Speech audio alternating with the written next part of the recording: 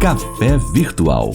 Apresentação: Regina Helena. Um programa da Sexta Igreja Presbiteriana de Uberlândia.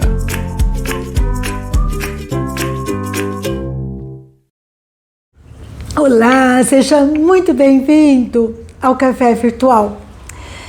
E hoje eu gostaria de conversar com você sobre o tema Ferro Velho, não.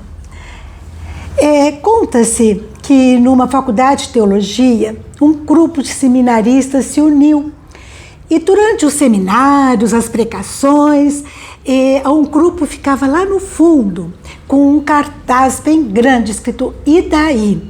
E de vez em quando, conforme o colega estava expondo o assunto, eles levantavam o cartaz. Ou seja, diante do exposto, e daí? O que muda? Qual a aplicação daquilo que você está falando? Na nossa vida, nós precisávamos de vez em quando de ter um cartaz desse, né? Mostrando para a gente que precisamos acordar, refletir. E agora? E daí? O que muda? O que a gente pode fazer com relação a isso? Conta-se lá em 2 Crônicas, capítulo 17, sobre a vida do rei Josafá. A vida do rei Josafá, ele é muito interessante, né?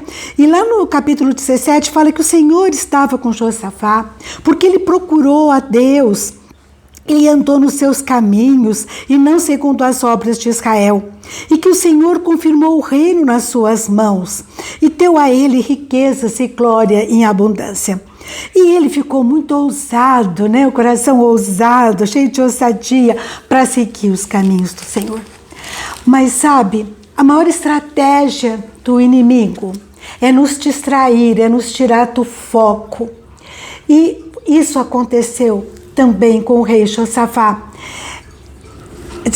Nós temos aqui no capítulo 20 de 2 Crônicas que as pessoas vieram avisar Josafá que uma grande multidão estava vindo contra eles.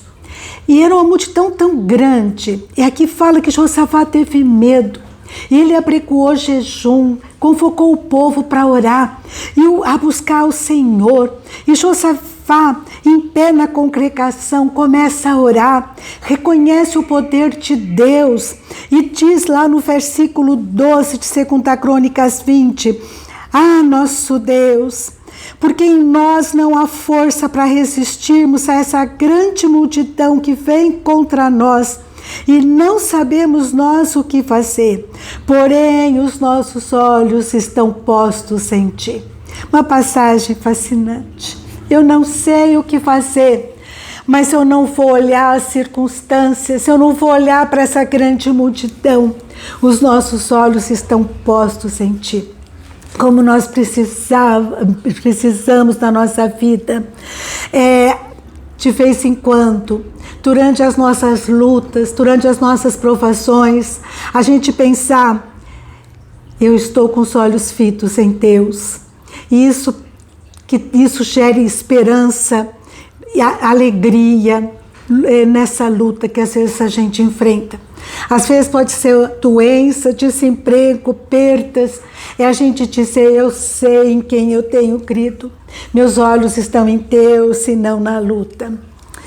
A ameaça a Josafá, a Israel, foi terrível, foi difícil, né? Eles ficaram com medo, assustados, mas eles se lembraram de Deus, eles buscaram a Deus, e isso mudou toda a história.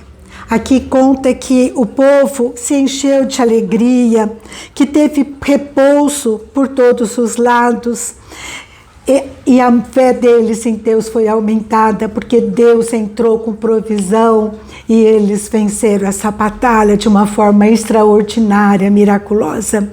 Eu não sei como você está, mas que eu e você jamais percamos nosso foco em Deus, que a gente continue na luta, né? Continue remando, somente nos esforçando para não nos distrairmos, para seguirmos a vontade de Deus em todo o tempo.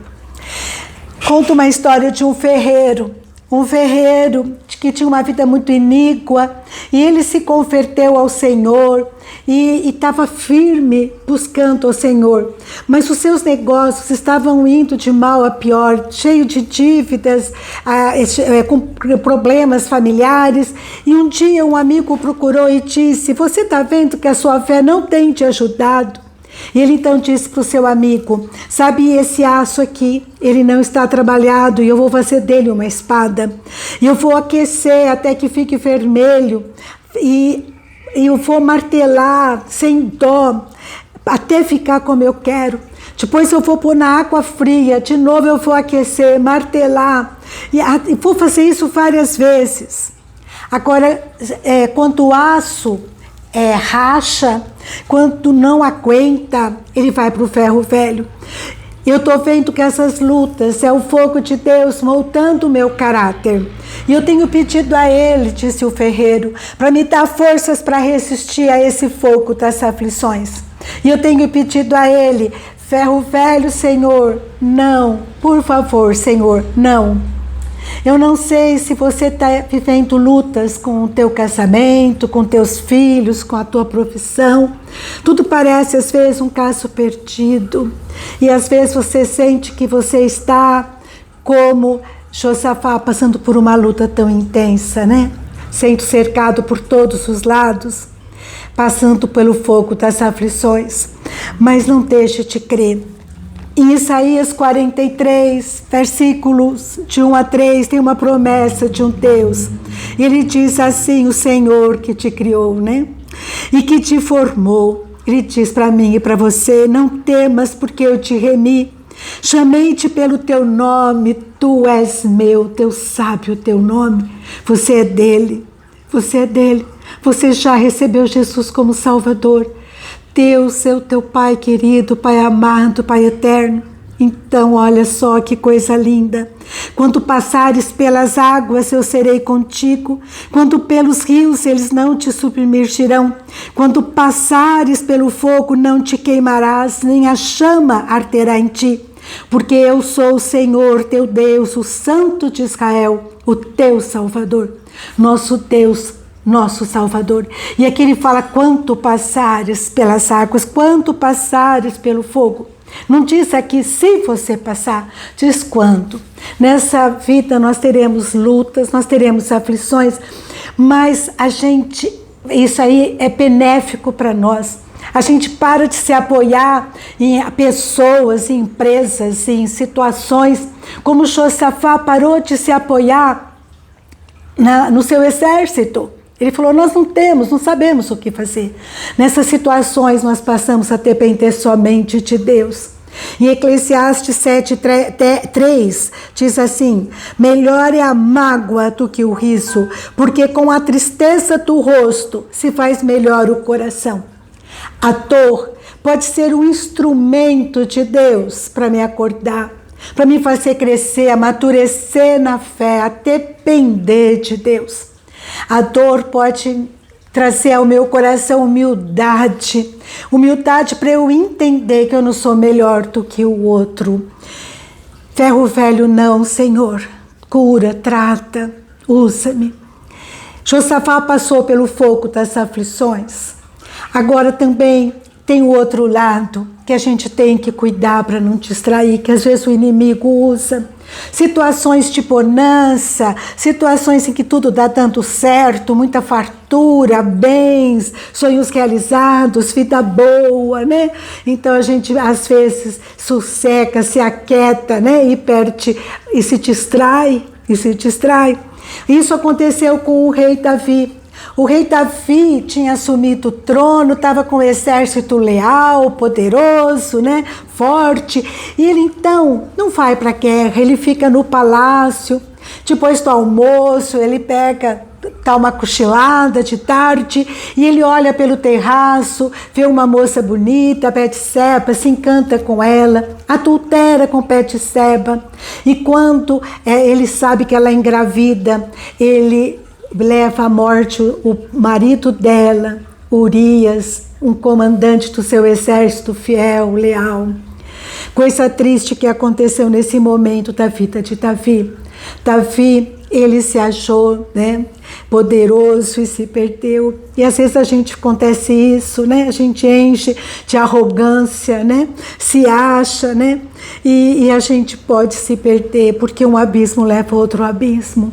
E essa arrogância da autossuficiência vai tanto indiferença ao projeto de Deus, à vontade de Deus.